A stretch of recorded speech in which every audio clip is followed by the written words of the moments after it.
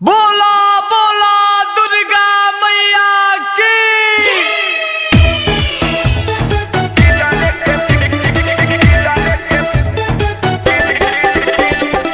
DJ Dilip music by छुरहिया भोजपुरिया पटेल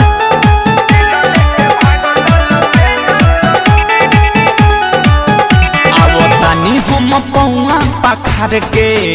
देवी माई लग दियरी हम बार के ए सब सुना तारू हो। आवतानी हम पौआ पखार के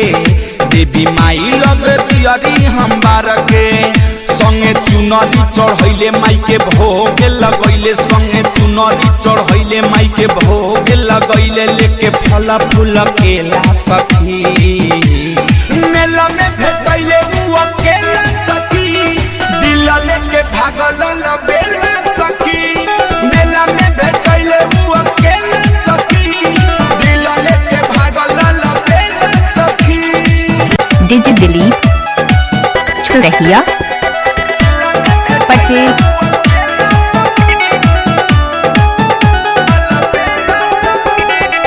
भौजी से कहियो ना मेला के बात बा हो गइल प्यार हमके ऐसन बुझात बा माई के कृपा से भइल मुलाकात बा लागत शुभ आज सप्तमी के रात बा भौजी से कहियो ना मेला के बात बा हो गइल प्यार हमके ऐसन बुझात बा माई के कृपा से भइल मुलाकात बा लागत शुभ आज सप्तमी के रात बा माई के दर्शन करैले संगे मेला घुमैले माई के दर्शन करैले संगे मेला घुमैले उ देखैले खूबे खेला सखी मेला में भेटैले उ अकेला सखी दिल लेके भागल बेला सखी मेला में भेटैले उ अकेला सखी दिल लेके भागल बेला सखी। डीजे दिलीप छुरहिया पटेल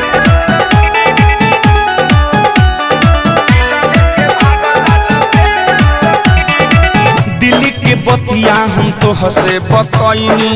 खोजत खोजत सखी हम हार गईनी मिलेला फेरू भइल बा बेचैनी ऐसन भर बड़ी भाग से हम पैनी ए सब सुनो तारू हो। दिल्ली के बतिया हम तो हसे बतैनी खोजत खोजत सखी हम हार गईनी मिलेला फेरू भइल बा बेचैनी ऐसल भर बड़ी भाग से हम पैनी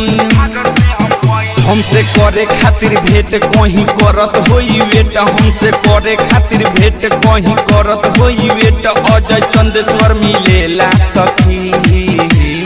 मेला में भेटैले उ अकेला सखी दिल लेके भागल बेला सखी